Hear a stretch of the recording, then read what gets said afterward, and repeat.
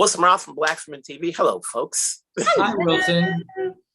Now, as I watched some of these episodes, not all of them, I kept telling myself, do you eat your own product? I was like, no way, because look at the shape you guys are. There's no way you could touch any of that food. But before we go there, Tamera, what got you involved? How much of a food lover are you?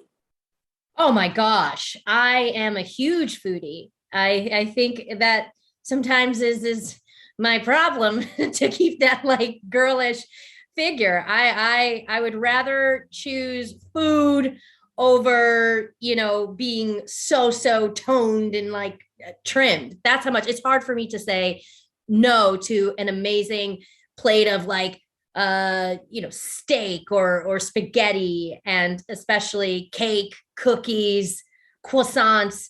I can go on. But yeah, we ate on this show and happily. And Bill, when you're watching these contestants, and obviously you got to whittle it down to one every episode, how challenging is it when you see something, but you have to make that call as far as you got to go home? It's good, but not good enough, and everybody's putting in their efforts.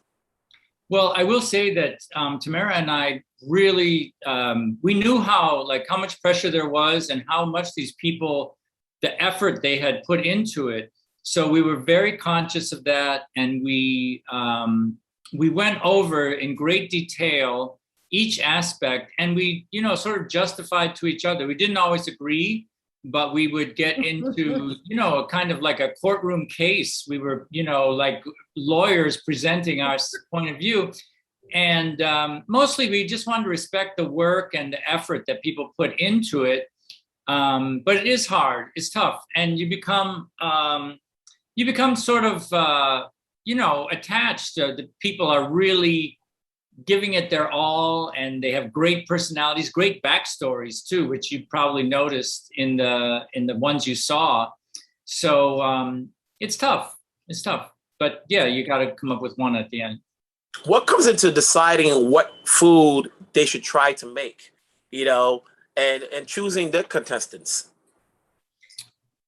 Well, from what I could understand, so the challenge is established by the show. Yes. But they were left a pretty wide open range of how they were to do it. So for example, in the second challenge, they have to make 13 of something, but a very sort of vague parameters so that they could use their own creativity. Absolutely. You answered that question beautifully, Bill. And I think that's the reason why I love not only hosting the show, but judging. You really got to see everyone's individual creativity. Our first challenge is it was always about decoration, and it could be decorating a gingerbread house. And I remember I was like, well, there's going to be probably 2 or 3, the same. Every single one was different, and that made it a lot more fun to judge and, of course, eat. Now, did you learn out of this, Tamera, in terms of for all the stuff you saw them make it and how they make it? How good are your skills in creating what they're doing? I am a home baker. I've been baking ever since I was 16. I started with the Duncan Hines yellow box cake, and that chocolate icing that you would kind of just, smother on top of it. I learned, you learn something every day. You also learned, this is what was really cool too, the comfort of your own kitchen. Whereas, these people, of course, they were very confident at home, but then when you put them into this tent, different ovens, you think, oh, well, they do the same thing, but it's different. And I noticed that when we shot the first maybe 3 episodes, because a lot of the bakers were saying the same things. The challenge is not having that comfort space, that comfortable space. So it pushes you outside your comfort zone. And that's what made it fun too, as a competition to watch. Sometimes you would see the people, start off strong, Or, like there were some awesome underdogs. Bill and Tamara, before I let you guys, did you guys have a favorite food from the episodes? Oh, that's hard. Or is it too early to tell because we don't want to give it away? I don't want to give it away, but I will tell you it had something to do, and this is what I learned. It was the purple yam.